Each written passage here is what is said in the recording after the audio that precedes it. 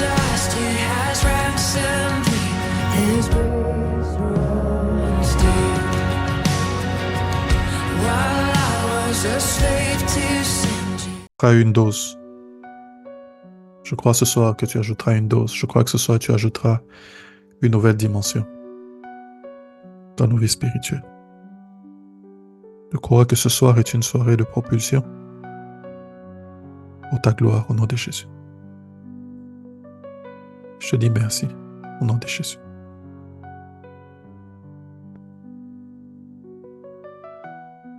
Amen. On va continuer l'étude biblique de ce soir. L'étude biblique que nous avions déjà commencé depuis plusieurs semaines déjà. Et nous sommes en train de tendre vers la fin de cet enseignement. Je pense que Dieu est en train de nous affecter. Je pense que Dieu est en train de nous bénir énormément. La fois dernière, nous avons parlé de la table des pains des propositions. La fois dernière, nous avons exploré la question de la table des pains des propositions. Lorsqu'on entrait dans la tente d'assignation, il y avait 3 éléments importants que l'on rencontrait, que l'on voyait dans la tente d'assignation. Ces 3 éléments étaient, premièrement, à droite, la table des pains de proposition. Deuxièmement, il y avait à gauche le chandelier à 7 branches. Et ensuite, en face, il y avait l'autel des parfums. Ces 3 éléments étaient les éléments principaux. Mais s'il faut aller encore un peu plus loin, il y avait sur la table des propositions d'autres ustensiles. Il y avait des ustensiles en or qui servaient à faire le service dans le tabernacle. Des ustensiles qui servaient à verser l'huile dans le tabernacle. Et ces ustensiles qui servaient à nettoyer, dans la tente d'assignation. Mais ces 3 éléments sont les éléments majeurs. La table des pains des propositions, qui était à droite, la lampe ou le chandelier à 7 branches, qui était à gauche, et ensuite devant se trouvait l'autel des parfums. Et nous avons parlé la dernière fois sur la table des pains des propositions. Sans vouloir reprendre tout l'enseignement, j'aimerais ici rappeler quelques éléments sur la table des pains des propositions. Premièrement, nous avons expliqué que quand on parle de la table des pains des propositions, la table elle-même était un instrument, n'est-ce pas? L'élément principal à cet endroit-là, c'était les pains qui se trouvaient sur la table. L'usage de la table, c'était de pouvoir porter les pains et de pouvoir porter les ustensiles. Dieu avait mis la table là parce qu'il fallait que les pains soient présentés devant le Seigneur. Donc, comprendre ce que voulait dire le pain, n'est-ce pas, était d'une importance capitale pour savoir qu'est-ce que Dieu était en train de nous enseigner. Or, la Bible est en train de nous montrer, n'est-ce pas, que Jésus lui-même s'appelle, n'est-ce pas, le pain qui est venu du ciel. Il dit, vos pères ont mangé du pain dans le désert, ils sont morts, n'est-ce pas? Et vous avez cru que c'était le pain qui est venu du ciel. Il dit, voici ici le pain, le vrai pain qui est venu du ciel. Lorsqu'il parle à ses disciples, il dit, et qu'il rend le pain, il leur donne à se partager, il dit, prenez ceci et mon corps, n'est-ce pas, brisé pour vous. Prenez ceci et mon corps. Le pain qui se trouvait là, n'est-ce pas, est donc en train de parler de Christ, est en train de parler de Christ dans sa dimension, n'est-ce pas, de nourriture, ou dans sa dimension de la parole de Dieu. Pourquoi est-ce que nous le disons? Parce que lorsque vous lisez dans Matthieu chapitre 4, la Bible est en train de dire, lorsque le diable est en train de tenter Christ, n'est-ce pas, la Bible est en train de dire il lui dit, prends ces pierres, transforme-les en pain, n'est-ce pas, que tu vas les manger. Jésus a dit, l'homme ne vivra pas de pain seulement, mais de toute parole. Il met ici en contraste la parole de Dieu et le pain qu'il y avait à manger. Et il explique une réalité spirituelle, n'est-ce pas, que nous devrions connaître, que nous devrions intérioriser. C'est que de la même manière qu'il y a du pain pour le corps, il y a aussi le pain pour l'esprit. Et le pain pour l'esprit, c'est la parole de Dieu. C'est la parole de Dieu. Ainsi, toute personne qui écoute la parole de Dieu, c'est comme quelqu'un qui nourrit son esprit, n'est-ce pas, des choses de Dieu. Nous avons évoqué, n'est-ce pas, ce texte de 1 Pierre, si je ne me trompe pas, la Bible est en train de dire « Désirez comme des enfants nouveau-nés le lait spirituel et pur de la parole de Dieu. » afin que vous croissiez. On met ici, on est encore en train de mettre en exergue le fait que la parole de Dieu est une nourriture et qui nous permet de croître. Qui nous permet de croître. Et j'ai ouvert ici une parenthèse en disant ceci, c'est que un des grands secrets de la croissance spirituelle, n'est-ce pas, ce n'est pas de prier Dieu pour que la croissance arrive. La croissance est un fait automatique lorsque la nutrition est normale. Lorsque un être vivant, n'est-ce pas, est nourri correctement, la croissance est automatique. Parce que c'est dans sa nature de croître. Et bien, quand tu nais de nouveau, tu es aussi un être vivant, n'est-ce pas? Si tu es nourri correctement, ou si tu te nourris correctement, la croissance est inévitable. Ainsi donc, on peut comprendre que lorsque quelqu'un ne grandit pas spirituellement, il y a un défaut de nourriture. Il y a un défaut de nutriments. Il y a un défaut, n'est-ce pas, en ce qui concerne de quoi est-ce que la personne est en train de se nourrir. Pourquoi? Parce que la parole est vraiment une nourriture. La parole est vraiment une nourriture. Une nourriture pour nos esprits, une nourriture qui nous permet de croître. Et donc, on comprend ici, un des secrets importants dans la vie chrétienne, c'est le pain ou la parole de Dieu. C'est le pain ou la parole de Dieu. N'est-ce pas? Quand David est en train de parler, n'est-ce pas, dans le psaume, il dit quelque chose qui attire mon attention. Dans le psaume 1, regardez ce qu'il est en train de dire. Il dit « Heureux l'homme qui ne marche pas selon le conseil des méchants, qui ne s'arrête pas sur la voie des pécheurs et qui ne s'assied pas en compagnie de mon cœur, mais qui trouve son plaisir dans la loi de l'Éternel, qui la médite jour et nuit. Et il est comme un arbre, remarquez, il dit « Il est comme un arbre planté près d'un courant d'eau. » Or, nous savons que l'élément important lorsque l'on plante un arbre, c'est de l'arroser. L'élément important, c'est de mettre de l'eau, n'est-ce pas? On sait qu'il y a des nutriments, n'est-ce pas, dans la terre, mais on comprend ici qu'un des éléments importants dont se nourrir les arbres, c'est l'eau. Et ici encore, on est en train de mettre en contraste ou en relation, ou on est en train d'utiliser la métaphore de l'eau et de l'arbre pour nous montrer que nous devons être des personnes qui nous nourrissons de la parole de Dieu. La vraie croissance, une croissance équilibrée dans la vie chrétienne, se passe lorsque on s'attache, n'est-ce pas, et lorsqu'on se nourrit de la parole de Dieu. Il dit, il est comme un arbre planté près d'un courant d'eau qui donne son fruit en sa saison. Et dans le feuillage ne flétrit point, tout ce qu'il fait lui réussit. Il n'est pas, n'est-ce pas, il n'en est pas ainsi des méchants, ils sont comme la paille, ainsi de suite. La parole de Dieu est donc une vraie nourriture. La parole de Dieu est une vraie nourriture. N'est-ce pas? Remarquez lorsque Jésus est en train de chasser les disciples qu'il n'aime pas chasser, mais lorsqu'il dit des choses graves, n'est-ce pas? Il est en train de parler de lui et les pharisiens, la Bible dit que beaucoup de pharisiens l'ont quitté dans Jean chapitre 6. Beaucoup de pharisiens l'ont quitté. Et lorsqu'il se retourne vers les disciples, il dit, et vous ne partez pas. Remarquez ce que Pierre est en train de dire. Il dit, vers qui irons-nous? C'est toi qui as les paroles de la vie. C'est toi qui as les paroles de la vie. Qu'est-ce que Pierre était en train de dire? Tu as les paroles qui donnent la vie.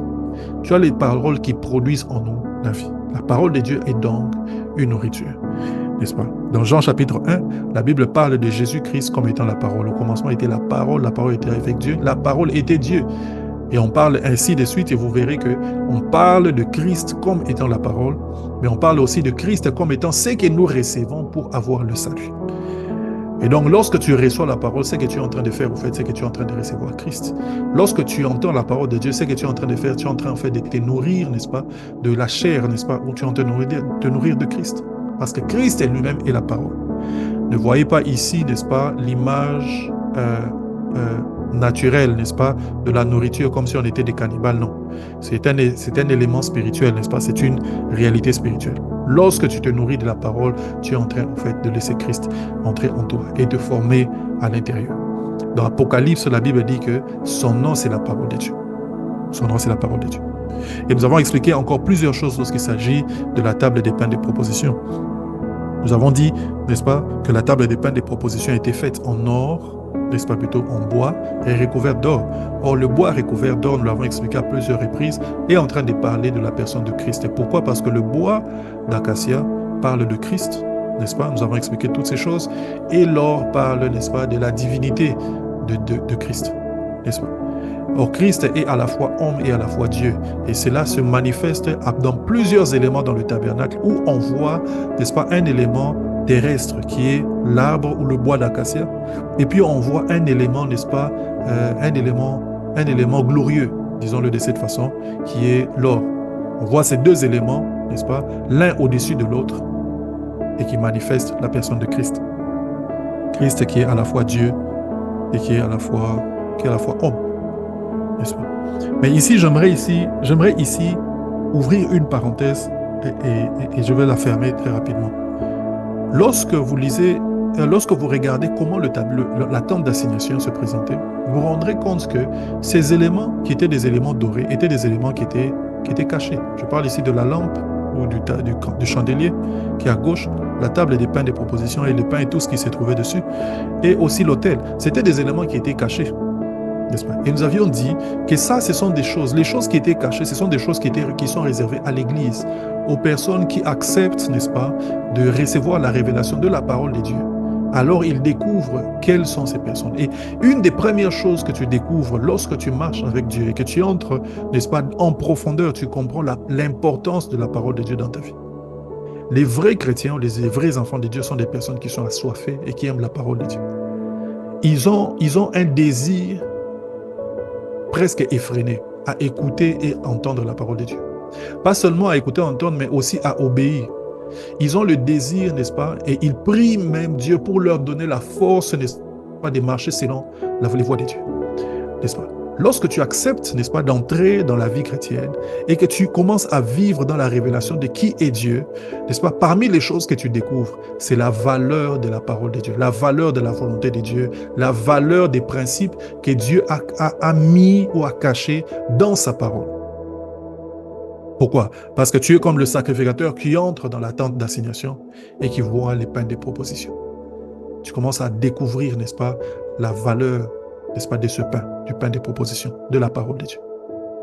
N'est-ce pas? Nous avons expliqué que les pains des propositions avaient été disposés en 2 piles de 6, n'est-ce pas? 2 piles de 6, il y avait donc 12 pains, mais il y avait 2 piles de 6. Et toutes les 2 piles se trouvaient sur la même table. Et nous avons expliqué que le chiffre 6, c'est le chiffre de l'homme, parce que l'homme a été créé au 6e jour. Mais le chiffre 12, n'est-ce pas, quand vous prenez les 2 piles, ça faisait 12, c'est le chiffre de l'alliance. Parce qu'il y avait 2 alliances, la première qui a été conclue, n'est-ce pas, avec les 12 tribus d'Israël, et la deuxième qui a été conclue au travers des apôtres, qui sont les premiers qui avaient été appelés. Et à telle enseigne que même dans la Jérusalem céleste, n'est-ce pas, la Bible dit qu'il y aura 12 portes, n'est-ce pas, et il y aura 12 perles qui porteront les noms des apôtres, n'est-ce pas? Donc le chiffre 12 est en train de parler ici des alliances. Le chiffre 12 est en train de parler ici des alliances. Et nous avons expliqué qu'est-ce que Dieu voulait nous dire, n'est-ce pas, par le fait qu'il y avait 2 piles de pain, n'est-ce pas, qui étaient ainsi disposées sur la même table, n'est-ce pas? C'est simplement que Dieu était en train de révéler qu'il allait un jour mettre ensemble, par Jésus-Christ, parce que la table parle de Christ, par Jésus-Christ, il allait mettre ensemble l'ancienne alliance et la nouvelle alliance. L'ancienne alliance, pourquoi? Parce que il y a le chiffre 6 de l'homme, il y a le chiffre 12 de l'alliance, n'est-ce pas? L'alliance qui a été conclue en premier avec les hommes, et ensuite l'alliance qui est venue en deuxième avec les hommes, et bien ces 2 alliances n'en feront qu'un. Nous avons lu Éphésiens chapitre 2, qui est en train de parler de ces choses, où la Bible dit qu'il a brisé les murs de séparation, et des 2, il n'en a fait qu'un seul.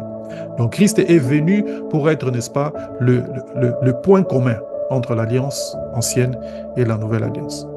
Il est venu, n'est-ce pas, amener ceux qui étaient déjà dans l'ancienne alliance à reconnaître Dieu au travers de lui.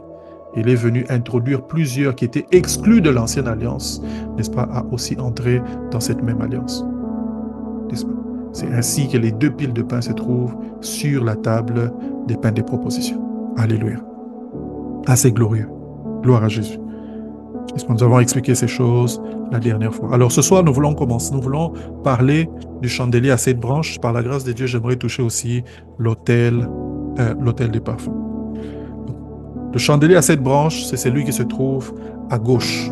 Nous lisons le texte, c'est Exode chapitre 25 et le verset 31 à 34. Exode 25, 31 à 34, c'est là que se trouve la description du chandelier à 7 branches. Je me suis rendu compte que, parce que j'étais en train d'aller très vite avec les enseignements, je n'ai pas beaucoup lu avec vous la description de ces choses et je m'en veux un peu à cause de cela. Mais j'espère vous avoir donné les textes chaque fois que j'étais en train d'expliquer ces choses. Exode chapitre 25, verset 31 à 40, la Bible dit ceci. Tu feras un chandelier d'or pur. Ce chandelier sera fait d'or battu. Son pied, sa tige, ses calices, ses pommes et ses fleurs seront d'une même pièce. 6 branches sortiront de ses côtés, 3 branches du chandelier de l'un des côtés et 3 branches du chandelier de l'autre côté. Il y aura sur une des branches 3 calices en forme d'amande avec pommes et fleurs, et sur une branche 3 calices en forme d'amande avec pommes et fleurs. Il en sera de même pour les 6 branches sortant du chandelier. À la tige du chandelier, il y aura 4 calices en forme d'amande avec leurs pommes et leurs fleurs. Il y aura une pomme sous 2 des branches sortant de la tige du chandelier, une pomme sous 2 des branches et une pomme sous 2 autres branches. Il en sera de même pour les 6 branches sortant du chandelier. Les pommes et les branches du chandelier seront d'une même pièce. Il sera tout entier battu d'or,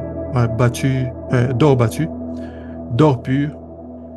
Tu feras 7 lampes qui seront placées au-dessus de manière à éclairer en face. Remarquez ici, elle dit tu feras 7 lampes qui seront placées au-dessus de manière à éclairer en face. C'est très important. Verset 38, ces mouchettes et ces vases à cendre seront d'or pur. On emploiera 1 talent d'or pour faire le chandelier avec tous ces ustensiles. Regarde et fais d'après le modèle qui t'est montré à la montagne. Gloire à Jésus. À titre récapitulatif, le chandelier à 7 branches était fait d'une seule pièce. Il y avait une seule pièce, n'est-ce pas? C'était de l'or, n'est-ce pas, qui était battu. On l'a certainement fondu, n'est-ce pas? On a fait une forme à peu près et puis on a battu pour faire toutes ces formes. C'était fait d'une seule pièce, n'est-ce pas?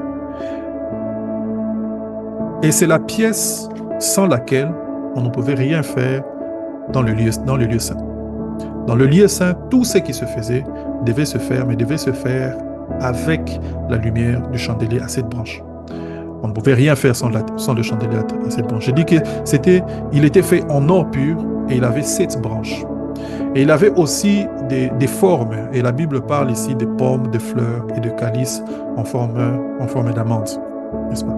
C'était donc embelli, il y avait des formes sur les branches du chandelier. Le chandelier lui-même, il se trouvait du côté sud du tabernacle. Quand on entrait, il se trouvait du côté nord, parce que le tabernacle, la porte du tabernacle se tournait toujours vers l'est. Lorsque l'on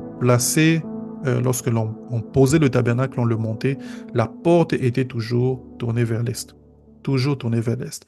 Et donc, quand vous imaginez, n'est-ce pas, que la porte est vers l'est et que vous êtes en train d'entrer, vous avez l'est à votre dos, vers la gauche, c'est le sud. Et c'est à gauche que la lampe ou le chandelier se trouvait.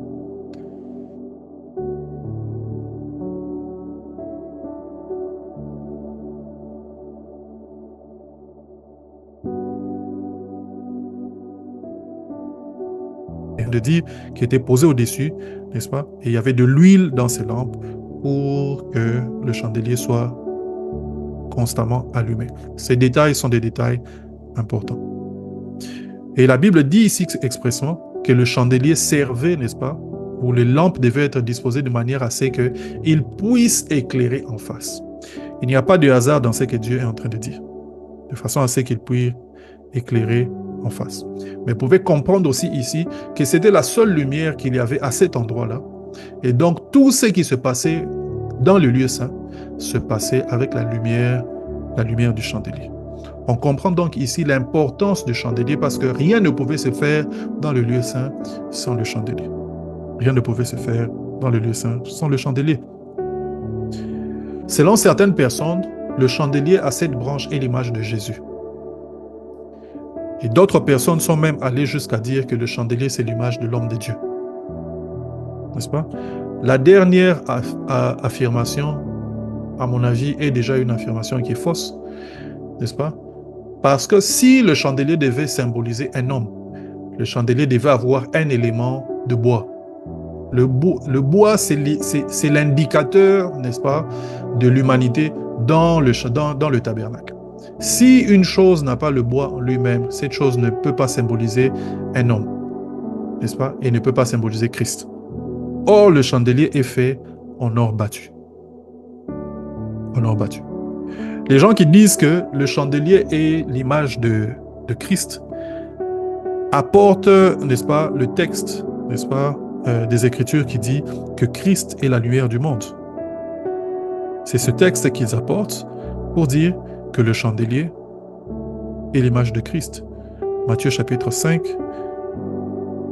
verset 14. Matthieu 5, 14. La Bible dit ceci: vous êtes la lumière du monde, une ville située sur une montagne ne peut être cachée. Ici, c'est, n'est-ce pas, la Bible dit que vous êtes la lumière du monde, n'est-ce pas? Que nous sommes la lumière du monde. Et donc, certaines personnes utilisent ça pour dire que comme le chandelier était la lumière, nous aussi, nous sommes la lumière. Donc, le chandelier peut symboliser un homme. Ils utilisent ce texte pour cela. Mais il y a aussi un autre texte de Jean, chapitre 8,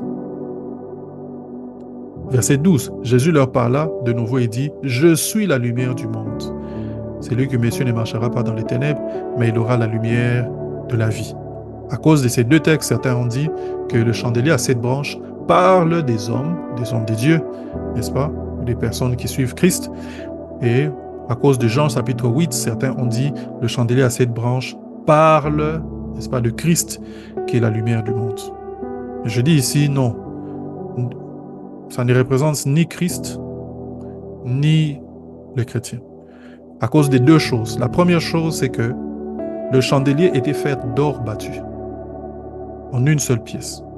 Il n'y avait pas d'élément de bois à l'intérieur. Or, le bois, c'est l'indicateur, comme je vous ai dit, de l'humanité dans l'étude du tabernacle.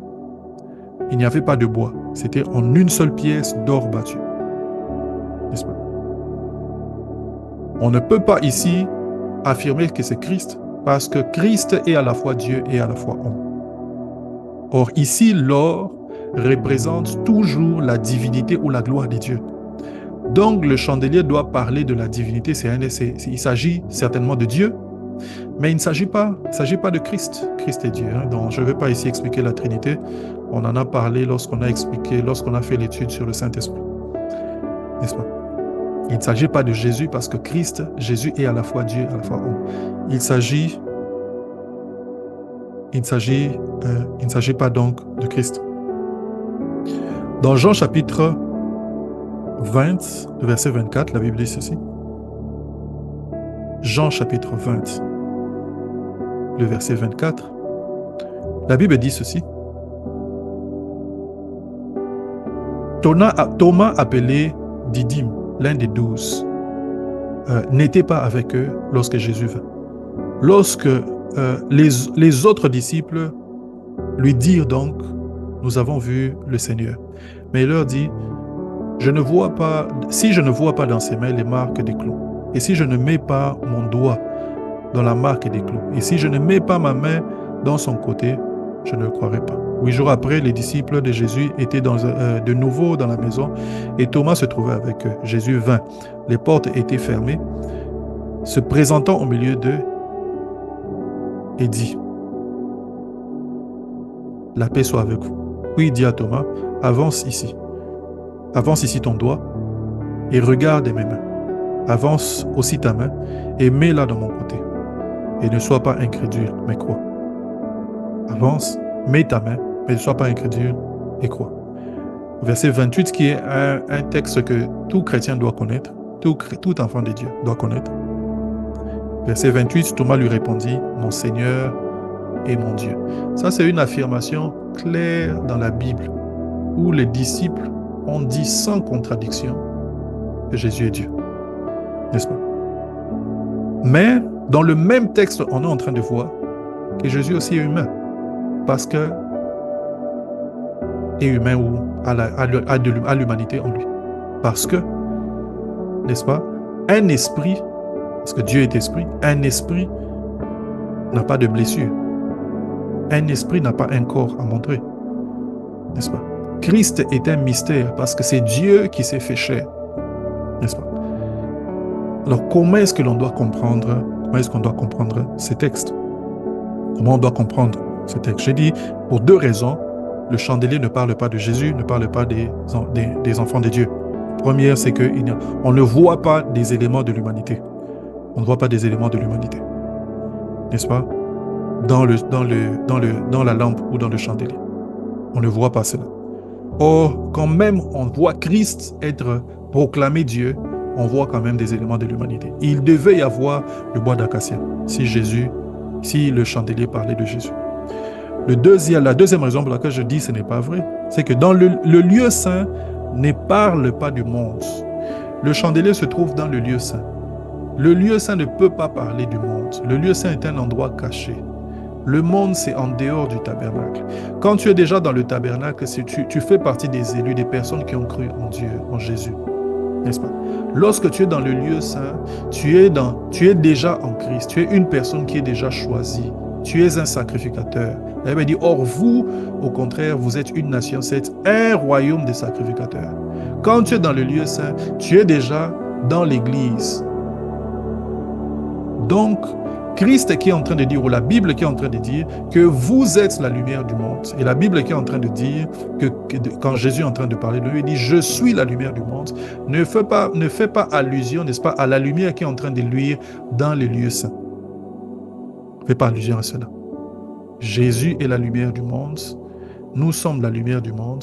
Le chandelier n'est pas exposé au monde. Le chandelier est caché dans la tente d'assignation. Le chandelier ne peut pas parler de Jésus, ne peut pas parler de nous.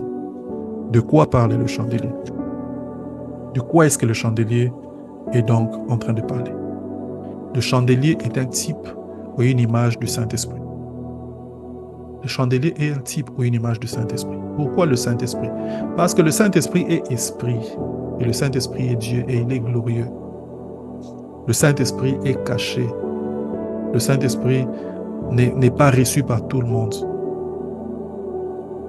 Le Saint-Esprit manifeste la divinité, mais le Saint-Esprit n'a pas d'élément d'humanité.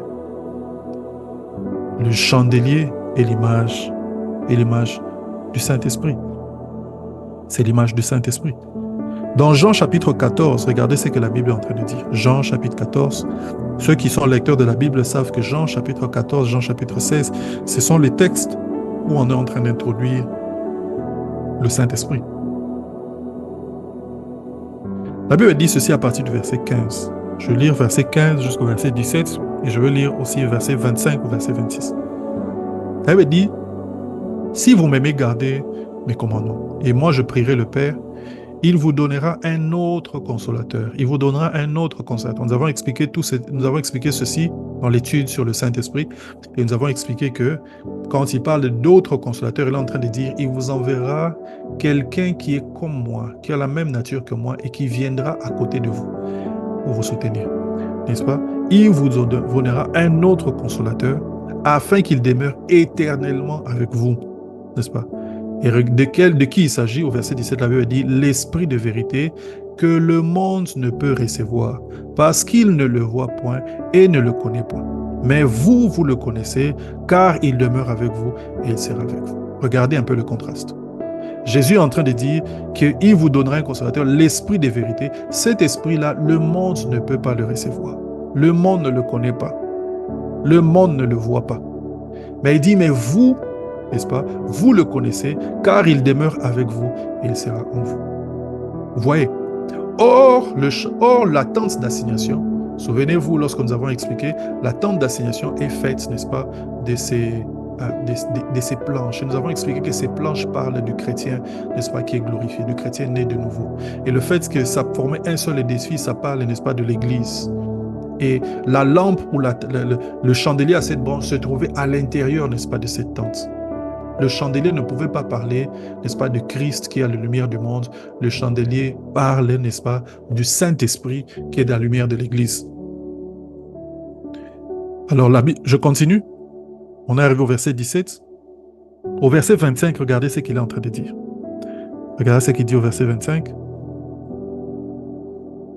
Je vous dis ces choses pendant que je demeure avec vous. Mais le consolateur, l'Esprit Saint, que le Père enverra en mon nom, vous enseignera toutes choses et vous rappellera tout ce que je vous ai dit.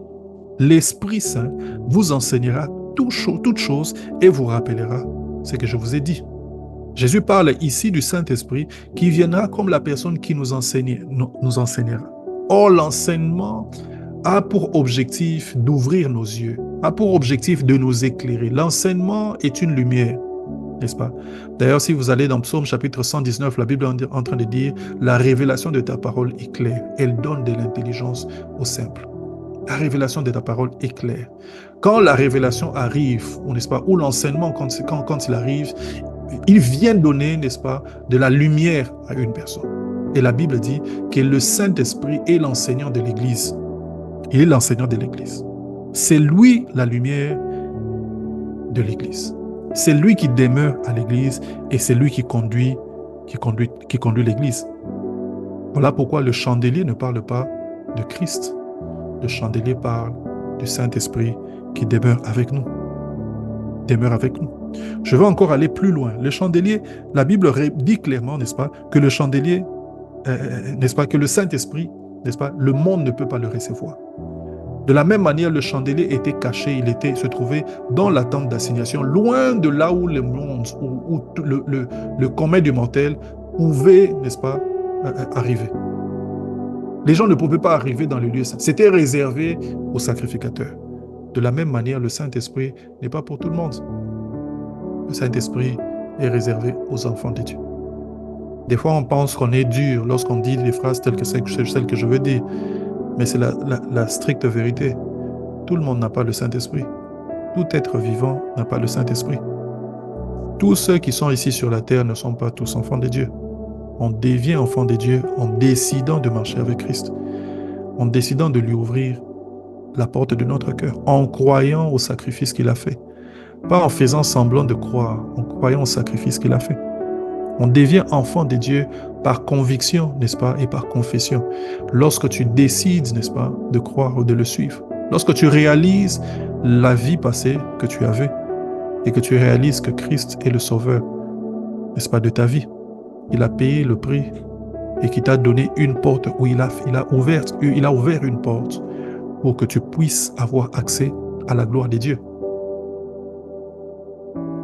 C'est comme ça qu'on devient enfant de Dieu. On n'est pas enfant de Dieu parce qu'on est né dans une famille chrétienne. On n'est pas enfant de Dieu parce qu'on t'a répété souvent que tu es chrétien. On n'est pas enfant de Dieu parce que tu as rempli un formulaire quelque part où tu as dit que tu es chrétien. Vous savez, ici en Allemagne, lorsque vous allez à la commune, on vous demande si vous êtes de quelle confession religieuse, n'est-ce pas? Benita, elle a dit qu'elle est chrétienne. Moi, je n'ai pas rempli cette case-là. Pourquoi est-ce qu'ils veulent savoir? Et ce n'est pas leurs affaires. Je n'ai jamais rempli cette histoire-là. Mais je suis enfant de Dieu. Ce n'est pas ça qui fait de moi enfant de Dieu. Et de la même manière, il y a beaucoup de gens qui ont rempli cette case-là en disant qu'ils sont chrétiens, qu'ils ne le sont pas. Être enfant de Dieu, n'est-ce pas, c'est une expérience. Si tu es déjà passé par cette expérience, tu t'en souviendras. Tu t'en souviendras. Il y a des gens qui ne savent même pas quand est-ce qu'ils sont nés de nouveau. On leur demande, tu es né de nouveau? Oui, je suis né de nouveau. Depuis quand? Depuis que je suis né. Non, il n'y a personne qui est né de nouveau depuis qu'il est né. Ah, depuis que je suis enfant, moi je me souviens, j'allais toujours à l'église. Non, aller à l'église ne fait pas de toi un chrétien. Il y a un moment où une expérience s'est passée dans ta vie. Des fois, c'est de façon plus ou moins passive, où tu as entendu la parole de Dieu et dans ton cœur, tu as été convaincu. Et dans ton cœur, il y a quelque chose qui est né. Tu as décidé de marcher pour le Seigneur. Et désormais, tu confesses Jésus de ta bouche comme étant ton Seigneur. N'est-ce pas? C'est comme ça qu'on est de nouveau. Ce n'est pas en allant à l'église tous les dimanches. Ce n'est pas en suivant une prédication de temps en temps. Voilà. C'est pour ça que je dis, le chandelier se trouvait dans le lieu saint, où seuls les sacrificateurs pouvaient entrer. Il y avait exclusion, ce n'est pas tout le monde qui avait accès au chandelier. De la même manière, ce n'est pas tout le monde qui a le Saint-Esprit. Non, nous n'avons pas tous le Saint-Esprit. Nous avons tous un esprit, mais nous n'avons pas tous le Saint-Esprit. Le Saint-Esprit, c'est pour ceux qui sont enfants de Dieu. Le monde, la Bible dit, le monde ne peut le recevoir, le monde ne le connaît pas. Le monde ne peut le recevoir, le monde ne le connaît pas. Dans Jean chapitre 16, la Bible est en train encore de mettre l'accent, n'est-ce pas, sur le rôle du Saint-Esprit pour l'Église. Jean chapitre 16 et le verset 13 à 14. Regardez ce qu'il est en train de dire. Quand le Consolateur sera venu, l'Esprit des vérités, il vous conduira dans toute la vérité, car il ne parlera pas de lui-même, mais il dira tout ce qu'il aura entendu et vous annoncera des choses à venir.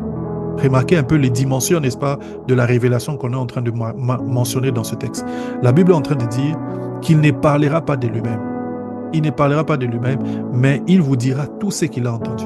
Donc le Saint-Esprit commencera à vous donner des secrets, des choses que vous ne sauriez pas autrement.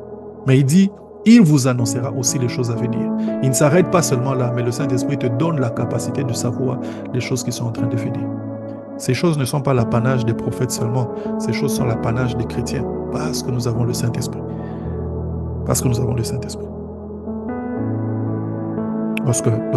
Lorsque Jésus est bébé, n'est-ce pas, et que Hérode est sur le point de lancer, n'est-ce pas, une persécution ou, n'est-ce pas, des meurtres en masse, n'est-ce pas, des enfants, un ange apparaît à Joseph pour lui dire de partir avec l'enfant.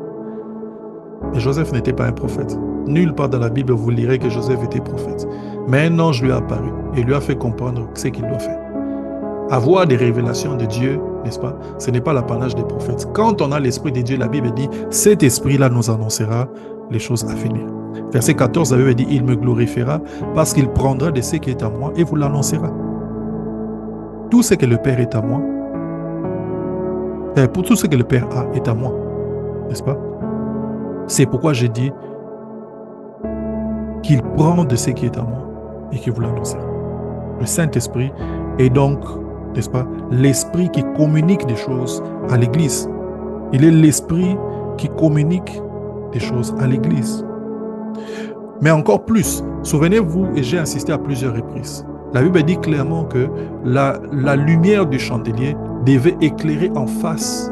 Or, qu'est-ce qu'il y a en face du chandelier? Ce qui était en face du chandelier, c'était la table des pains de proposition que je vous ai expliqué tout à l'heure. La table des pains de proposition, c'est là où se plaçaient, n'est-ce pas, les pains qu'on appelait les pains de proposition. Et ce pain est une image de la parole de Dieu. Et la Bible est en train de dire que la lumière du chandelier devait éclairer la table des pains de proposition. Qu'est-ce que ça veut dire? Ça veut dire tout simplement qu'on ne comprend pas la parole de Dieu par l'intellect. Dieu a fait en sorte que ce soit par la lumière du Saint-Esprit que l'on comprenne les Écritures. C'est pour ça que la Bible est en train de dire qu'il vous conduira dans toute la vérité.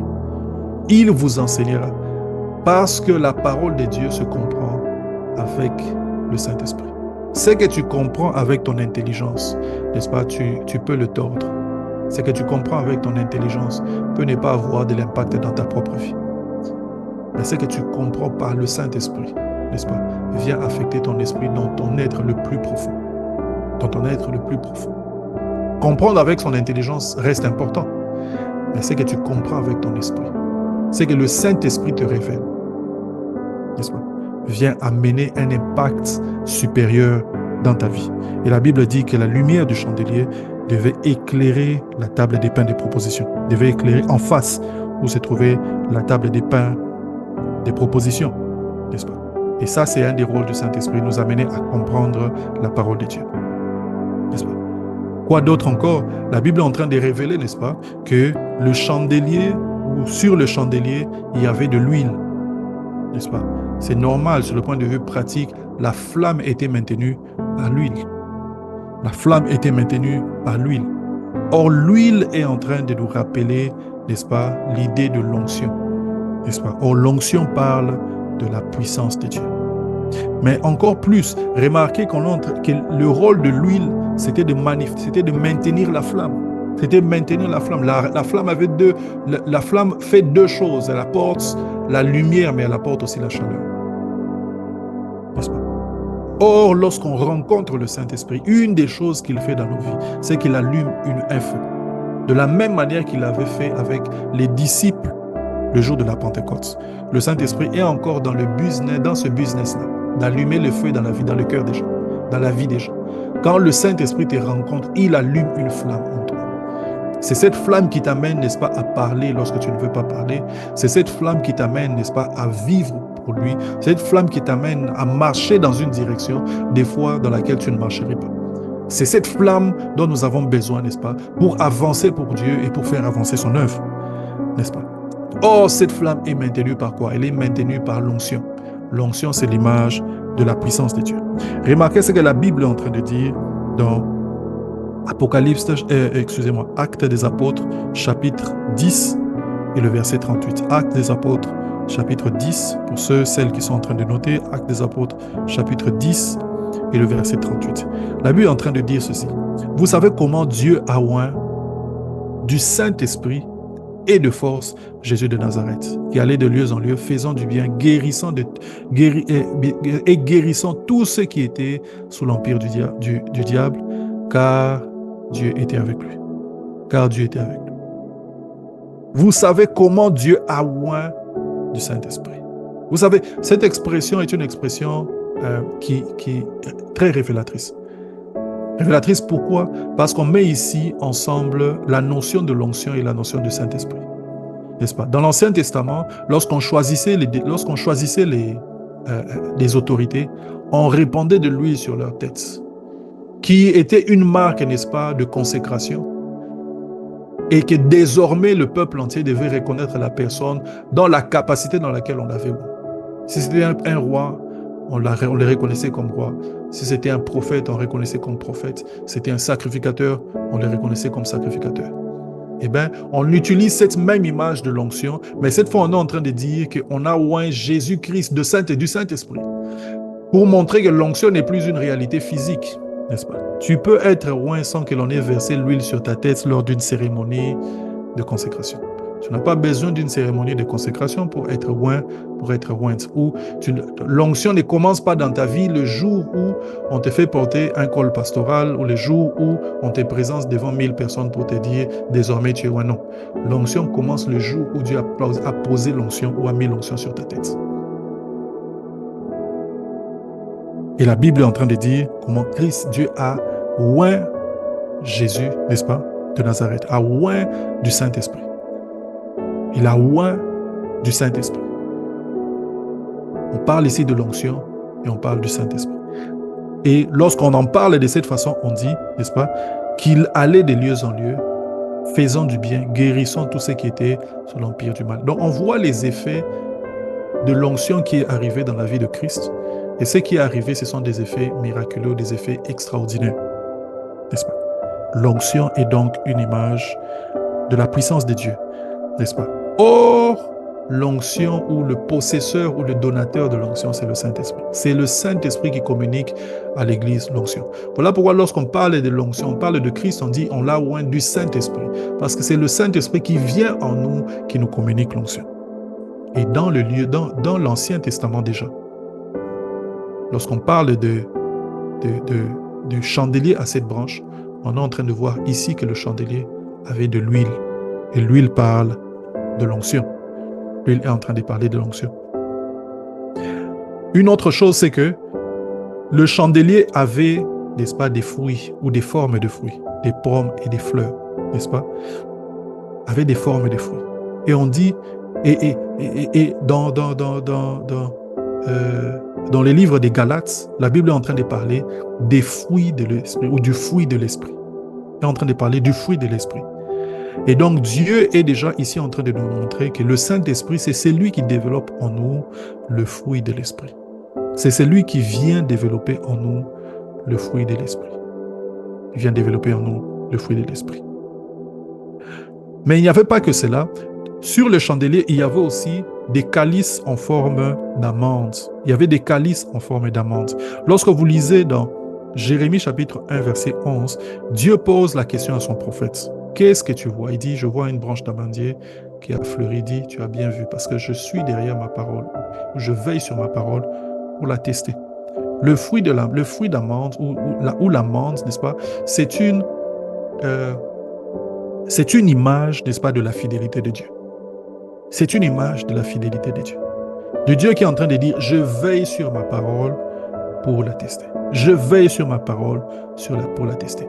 Alors le fait que Dieu met des calices en forme d'amande sur le chandelier, à cette branche, est une image très importante.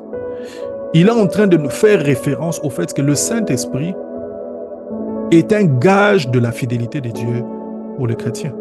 Le Saint-Esprit est un gage de la fidélité de Dieu pour les chrétiens. Que disent les Écritures? Éphésiens chapitre 4. Éphésiens chapitre 4 et le verset 30. La Bible est en train de dire ceci. N'attristez pas le Saint-Esprit par lequel vous avez été scellés pour le jour de la rédemption. Le sceau dans l'Ancien Testament, c'était une preuve ou un gage, n'est-ce pas, d'originalité. Un gage, n'est-ce pas, que la chose vient véritablement de la personne qui prétend l'avoir émis. N'est-ce pas? On plaçait un sceau et le sceau était unique. Et dans notre cas, la Bible dit que nous avons été scellés du Saint-Esprit.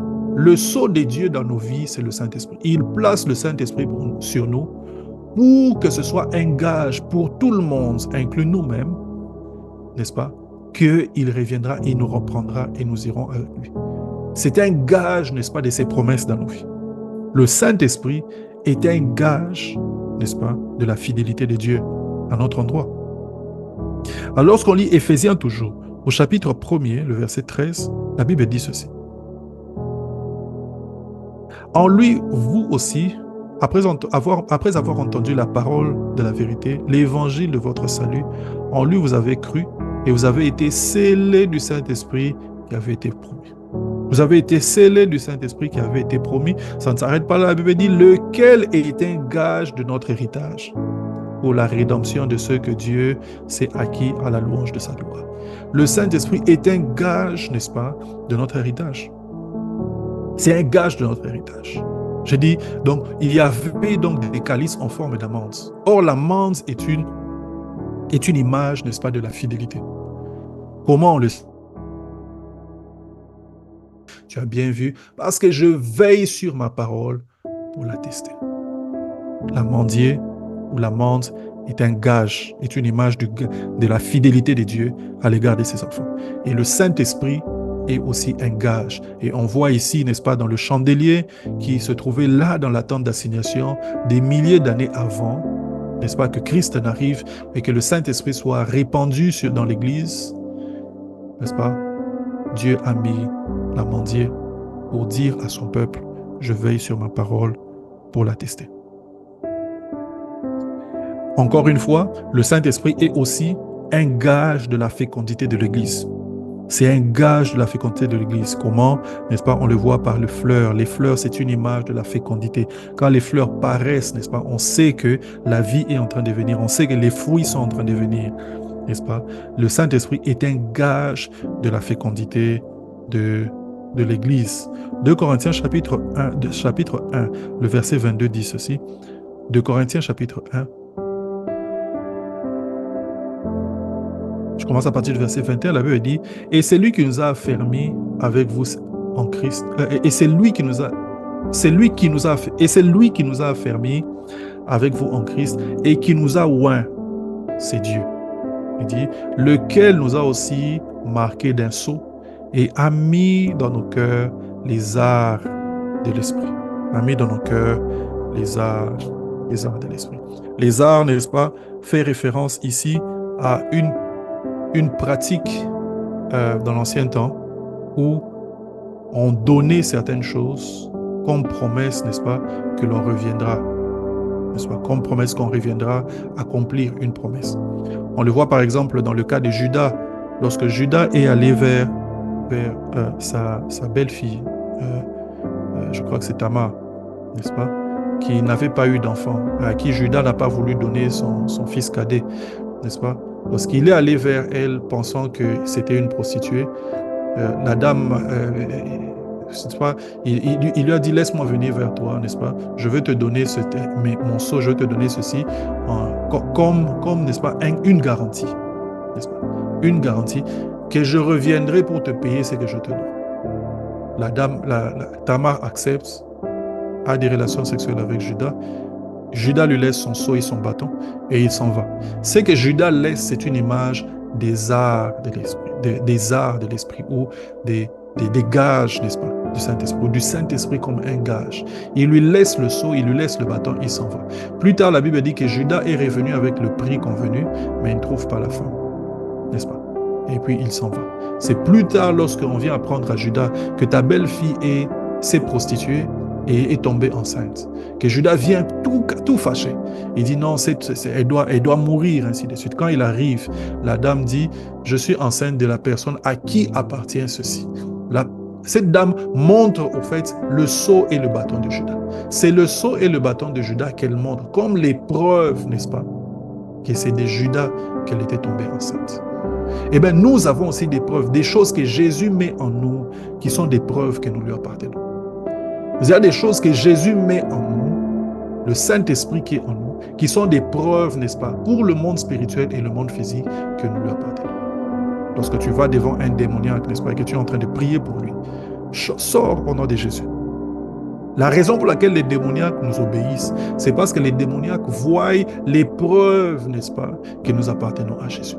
Il ne va pas te dire, ou les démoniaques, ou le démon ne va pas te dire, comme on a dit aux 7 fils de Séva, nous connaissons Paul, nous connaissons Jésus, et toi, qui es-tu?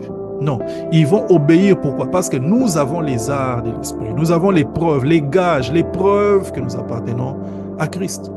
Nous avons les preuves que nous appartenons à Christ. Nous présentons cela, et les démons disent, ok, à vos ordres, mon chef, nous nous en allons. Vous comprenez un peu ça? Et la Bible dit que le Saint-Esprit est venu en nous. Nous avons été scellés du Saint-Esprit et Dieu nous a donné les arts de l'Esprit. Cette image de Judas et Tamar est une image hautement prophétique.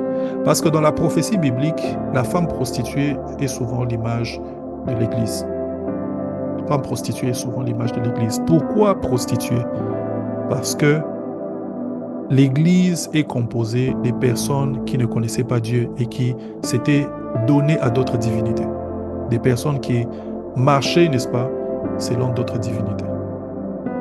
La femme prostituée, la femme rejetée, la femme stérile, ainsi de suite. C'est ça l'Église, c'est cette image.